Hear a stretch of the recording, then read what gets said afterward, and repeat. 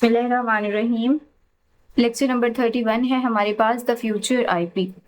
पिछले लेक्चर में हमने देखा था कि आईपी डेटाग्राम्स को नेटवर्क पर भेजने के लिए हार्डवेयर फ्रेम के अंदर पैक किया जाता है या इनकैप्सुलेट करवा दिया जाता है। अगर रास्ते में किसी नेटवर्क का MTU छोटा हो तो हमने MTU को डिफाइन किया था कि ज़्यादा से ज़्यादा फ्रेम का साइज कितना हो सकता है, वो होती है हमारे पास MTU। क्या होता है कि अगर रास्ते में किसी नेटवर्क का MTU छोटा है तो रोटर डेटाग्राम के छोटे छोटे फ्रैगमेंट कर देता था। ये टुकड़े अपनी आखिरी मंजिल पर पहुंचकर फिर से खुद को रीअसेंबली कर लेते थे, और अगर कोई बाय चांस कोई एक फ्रैगमेंट गुम हो जाता था तो पूरा का पूरा जो डेटाग्राम था उसको हम जाया कर देते थे। तो नेक्स्ट आज के लेक्चर में हमने IPv6 पढ़ना है। हमारे पास दो तरह के आईपी थे, एक V6 यानी कि हमारे पास वर्जन 6 और एक वर्जन 4। तो फर्ज करें स्टूडेंट्स, एक शहर का पुराना जो हमारे पास पोस्ट का निज़ाम है वो IPv4 है। जब शहर बना था तो ये निज़ाम बहुत ज़्यादा ज़बरदस्त था क्योंकि न्यू आया था ना, उसकी जो अफादियत है उससे लोग बहुत ज़्यादा इम्प्रेस थे। लेकिन अब 20 साल बाद जो पॉपुलेशन है वो करोड़ों में जा चुकी है, बल्कि अगर हम देखें तो मिलियन एंड ट्रिलियंस में जा चुकी है। और जो उसके हम एक सिटी की बात कर रहे हैं तो उसके जो हाउस नंबर हैं, जाहिर सी बात है वो भी अब खत्म हो रहे हैं। अब देखें ना, पहले हमारे पास सिर्फ 1000 घर थे तो हमने उसे बहुत अच्छे तरीके से नाम दे दिए, उसको आईपी दे दिया। लेकिन अब तो अनलिमिटेड घर बन गए हैं उसी सिटी में, तो अब हमारे पास एक रेंज ही खत्म हो गई। मिसाल के तौर पर जैसे हमारे पास गाड़ियों के जो नंबर होते हैं उनकी एक लिमिट ही होती है ना, तो एक लिमिट के बाद क्या होता है कि उन्हें कोई नया नंबर निकालना पड़ता है। जैसे अब हमारे मोबाइल ऑपरेटर्स ही लगा लें, वो फॉर एग्जांपल एक कंपनी के 10 से 12 ऑपरेटर्स थे, मोबाइल ऑपरेटर्स। तो फिर क्या हुआ कि उनके जो सिम है वो बहुत ज़्यादा बिकने लगी और उनके नंबर कम पड़ गए। फिर उन्होंने क्या किया, और कोड्स को इंट्रोड्यूस करवाया। तो सेम इसी सिनेरियो के अकॉर्डिंगली हमें, जब हमारी ट्रैफिक बहुत ज़्यादा बढ़ गई तो हमें एक नया IPv6 इंट्रोड्यूस करवाना पड़ा। ये बहुत ही बेस्ट IPv है। इसके अंदर क्या होता है कि इन तमाम मसाइल को हल करने के लिए हमारे इंजीनियर्स ने इसका डिज़ाइन तैयार किया था, और ये बहुत ज़्यादा तेज़ होता है और बहुत ज़्यादा वास्ट होता है। इसके अंदर हमारी जो सेंसिटिव डेटा होता है, सेंसिटिव डेटा के लिए हाईवे पर एक खास VIP लैन बना दी गई थी। तो इससे क्या हुआ कि हमारी जो सिक्योरिटी है वो बहुत ज़्यादा इम्प्रूव होगी। तो होप सो आपको ये चीज़ें क्लियर हो गई होंगी कि IP4 के बाद हमें 6 की क्यों ज़रूरत पड़ी, 6S ऑफ IP। तो देखें, नो डाउट हमारा जो IP है उसने अपनी असली डिज़ाइन के बाद जो भी डिफरेंट चेंजेस हुई थी उनको अपने अंदर एक्यूमुलेट करवाया है। लेकिन इसके अंदर कोई शक नहीं है कि इसके बुनियादी असूल आज भी बहुत ज़्यादा अप्रोप्रिएट हैं, क्योंकि जो बेस है उसी के ऊपर तो हम उसको रेनोवेट करवाते हैं, हम उसके अंदर डिफरेंट चेंजेस लेके आते हैं। तो दैट्स वाई हमने ओरिजिनल वर्जन के अंदर चेंजेस को भी अकोमोडेट करवाया है, लेकिन उसके बेसिक प्रिंसिपल है वो आज भी बहुत ज़्यादा अप्रोप्रिएट है और आज भी बहुत ज़्यादा यूजफुल है। नेक्स्ट हमारे पास है स्केलिंग। स्केलिंग क्या होता है? स्केल भी आजकल हमारे पास ड्रामेटिकली चेंज हो चुका है। Size from a few tens to few tens of million of computer has been revolutionized. तो क्या हुआ कि कंप्यूटर्स की तादाद पहले चंद दर्जन थी, अब चंद दर्जन से बढ़कर करोड़ों तक पहुंच चुकी है, in the terms of 10 millions. तो अब हमारी जो स्पीड है वो भी इंक्रीज हो चुकी है। तो स्पीड हमारी 56 kbps से बढ़कर 1 GB तक जा चुकी है। ये जो कैलकुलेशंस है स्टूडेंट आपने याद रखनी है साइज के हवाले से और स्पीड के हवाले से। इसके अलावा हार्डवेयर फ्रेम्स में भी बहुत ज़्यादा इजाफा हो चुका है। तो हमारी जैसे जैसे चेंजेस आती हैं, हमारी कोई भी चीज़ जो अपडेट होती है वो पहले वाले से थोड़ी बेहतर होती है। नेक्स्ट हमारे पास है मोटिवेशन फॉर द चेंज। इससे पहले स्टूडेंट्स हमारी जो स्प्रिंग 2026 की असाइनमेंट है उसके अंदर बेसिकली इन्हीं दो कंसेप्ट्स को मिलाया गया है। IPv4 को आपने मैन्युअली सेट करना है, हालांकि इंटरनेट तो आपका IPv6 के ऊपर चल रहा है, और ये दिखाने का मकसद ये था कि स्टूडेंट्स को दिखाया जा सके कि वो मैन्युअली किस तरह से चेंज कर सकते हैं। अब देखिए, पहले हम 56 KB के डायल अप मोडेम पर इंटरनेट चलाते थे, आज हम 1 GB फाइबर ऑप्टिक इस्तेमाल कर रहे हैं। IP ने इन दोनों को बहुत कामयाबी के साथ चलाया था, तो ये जो खासियत है IP की वो बहुत ज्यादा जबरदस्त है। मोटिवेशन फॉर चेंज के अंदर एक पैरामीटर है, तब्दीली की एक बड़ी वजह जो हमारे पास बनी थी वो थी एड्रेस स्पेस। याद रखना है कि IP एड्रेस की जो हमने तब्दीली की थी उसकी मोटिवेशन कौन बनी थी, हमारी एड्रेस स्पेस बनी थी। 32 बिट की एड्रेस स्पेस मिलियन से ज्यादा नेटवर्क्स की इजाजत देती थी। तो आप ने इस चीज को याद रखना है कि पहले तो सब ठीक चल रहा था, गुजारा हो रहा था, लेकिन ये जो एड्रेस स्पेस है इन्होंने आकर हमारे नेटवर्क को कहा कि आप कहाँ रह गए, आप तो पीछे रह गए। एड्रेस स्पेस ने हमें 32 बिट एड्रेस स्पेस को इंट्रोड्यूस करवाया, जो अलाउ करती थी कि वो मिलियंस ऑफ नेटवर्क पर काम कर सके। लेकिन ज्यादातर नेटवर्क्स क्लास C के हैं जो बहुत सी तंजीमों के लिए बहुत ज्यादा छोटे पड़ जाते हैं। तो फिर इसके खामी भी तो आई थी कि हमारी जो एड्रेस स्पेस थी उसके ज्यादातर नेटवर्क क्लास C के थे, जो हमारी जो ज्यादातर ऑर्गेनाइजेशन है उनमें बहुत कम पड़ जाते हैं। हमने पढ़ा है ना कि हमारे पास ओनली 257 ही तो थे, 157 या 257, प्लीज करेक्ट मी अगर मैंने गलत बोला तो। अब हमारी जो क्लास B थी उसमें 2⁴ यानी कि 16,000 तक के एड्रेसेस, तो 16,000 तक के एड्रेसेस तो पहले ही हम एग्जॉस्ट कर चुके थे, वो तो बिल्कुल ही खत्म हो चुके थे।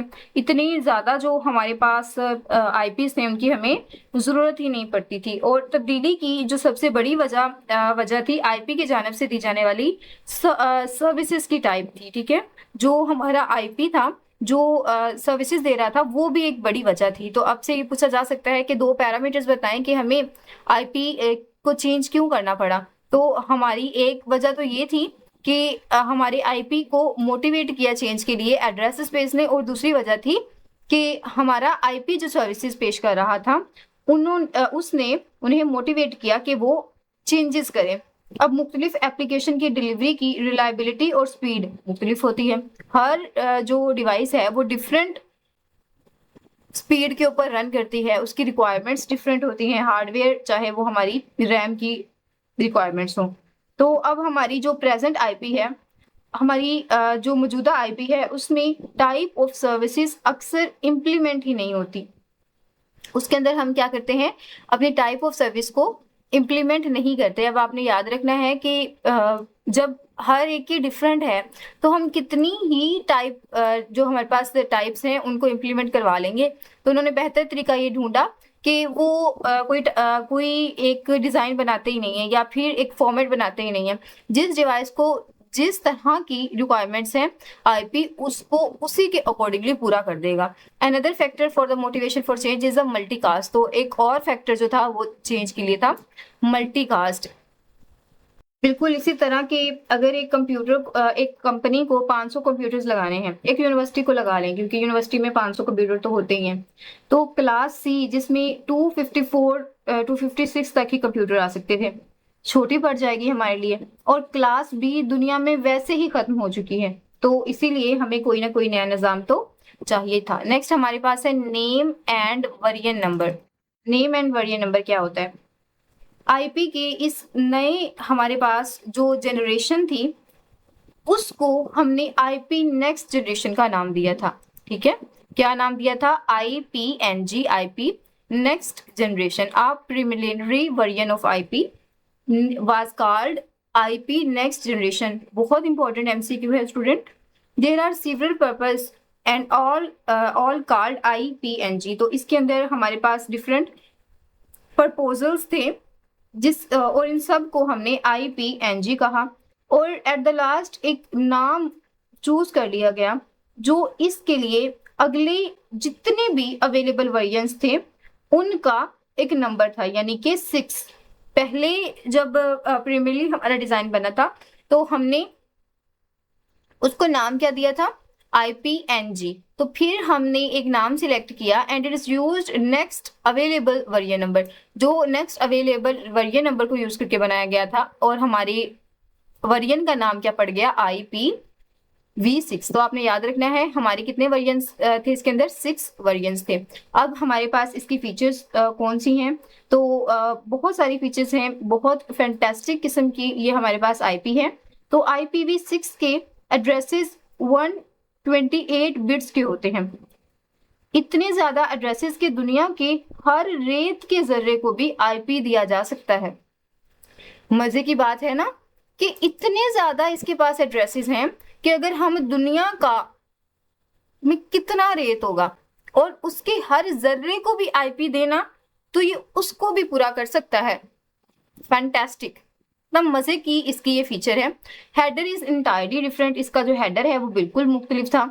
अजाफी मालूमात को ऑप्शनली इसने क्या कर दिया था, हमारे पास additional information is optionally extension header, additional information को हमने एक्सटेंशन हेडर में रख दिया था।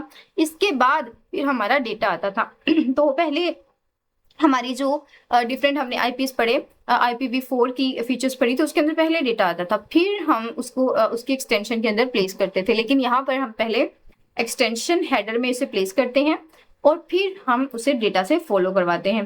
क्वालिटी और फ्लो लेबल्स, यानी कि हमारे पास जो क्वालिटी ऑफ सर्विस होती है, flow label and quality of service, तो ये हमें अलाउ करती है कि हम ऑडियो और वीडियो एप्लीकेशन को अपने लिए एक एप्रोप्रिएट कनेक्शन कायम करने की इजाजत दे देते हैं। अब देखें, लाइव क्रिकेट मैच की स्ट्रीमिंग को आम ईमेल के डेटा पर तरजीह दी जाती है ताकि वीडियो रुके ना। तो ऐसा ही है ना कि अब एक ईमेल है, वो आपने सेंड करनी है, अगर वो 5 मिनट पहले सेंड हो गई या 5 मिनट बाद भी सेंड होगी तो इतना कोई इशू नहीं होता। लेकिन जब आप लाइव मैच देख रहे हैं तो ऐसा हो सकता है कि आप के अंदर डिले आ जाए आपके मैच के अंदर और आप उसको बेयर कर सकें। बिल्कुल भी नहीं, हमें तो एक एक बॉल देखनी होती है। तो बिल्कुल इसी तरह होता है कि हमारे flow of quality of services को अलाउ करता है ऑडियो और वीडियो एप्लीकेशन के लिए, ताकि वो इस्टेब्लिश कर सकें अपने लिए एप्रोप्रिएट कनेक्शन को। New feature can be add easily, बड़ा आसान होता है न्यू फीचर्स को ऐड करना, और उसको एक्सटेंड करना भी बहुत ज्यादा आसान होता है। IPv6 डेटाग्राम फॉर्मेट, तो इसमें सबसे पहले आती है हमारी बेस हेडर। IPv6 का जो बेस हेडर था वो IPv4 के हेडर से कम इंफॉर्मेशन रखता था। तो आपने याद रखना है कि बेस हेडर बड़ा होता था हमारे IPv4 का, लेकिन IPv6 के अंदर कम इंफॉर्मेशन होती थी। और फिर आता है हमारे पास एक्सटेंशन हेडर, यानी कि नेक्स्ट हेडर। उसके अंदर क्या होता था, बेसिकली ये जो ऊपर डायग्राम दी गई है इसको नीचे एक्सप्लेन किया गया है, तो हम यहाँ पर इसको डिस्कस कर लेते हैं। ये भी हमने पढ़ लिया कि हमारे हेडर के अंदर कम इंफॉर्मेशन होती थी IPv6 के अंदर। Next header point two the first extension header, ये जो होता था ये फील्ड बेसिकली बताती थी कि इस बेस हेडर के बाद अगला जो एक्सटेंशन हेडर है वो कौन सा होगा। तो नेक्स्ट हेडर क्या काम करता था, ये पॉइंट करता था आने वाले एक्सटेंशन हेडर को। अब जो हमारा फ्लो लेबल था इसको हमने 2 पार्ट्स के अंदर डिवाइड कर दिया। हमने इसकी पार्टीशन की और जो 2 हमने पार्ट्स बनाए उसकी पार्टीशन बनाई। पहले थी हमारे पास ट्रैफिक क्लास और दूसरी थी हमारे पास फ्लो लेबल। ट्रैफिक क्लास के अंदर क्या होता है, बेसिकली ये जो फील्ड होती है जो नेटवर्क के अंदर किसी स्पेसिफिक पाथ के लिए एक आइडेंटिफिकेशन बना रही होती है।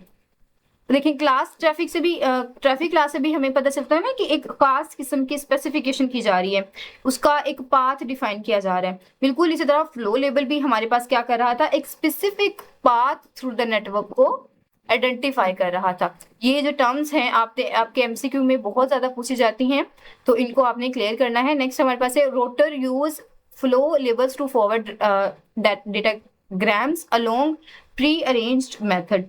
तो रोटर्स और हमारे जो फ्लो लेबल्स होते हैं उनको इस्तेमाल करके डेटाग्राम्स को पहले से ही प्री अरेंज्ड जो हमारे पास पाथ होता है उसके ऊपर पहुंचा देते हैं।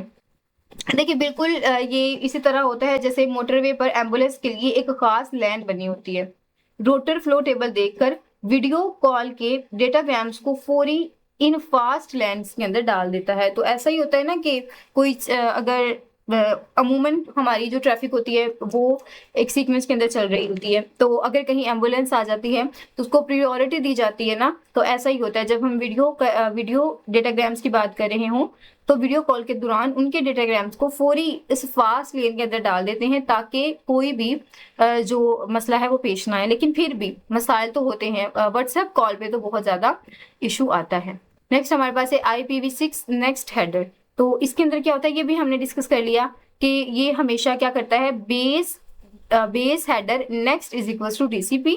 जो बेस हेडर होता है वो हमारे पास किसके बराबर होता है, नेक्स्ट कर देता है और ये बराबर हो जाता है TCP के, और ये होल्ड करता है TCP के डेटा को। इसी तरह हमारा जो रोटर हेडर होता है नेक्स्ट हमारे पास ये भी क्या करता है, नेक्स्ट कर देता है हमारे TCP को, और यहाँ पर ये रोटर को भी करता है। तो और इसका जो डेटा होता है वो भी TCP डेटा होता है।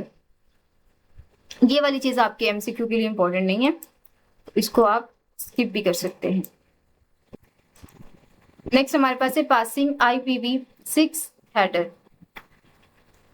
बेसिकली IPv6 हेडर्स के अंदर बेस हेडर का जो साइज होता है वो फिक्स्ड साइज होता है और इसके अंदर 40 ऑक्टेट होते हैं।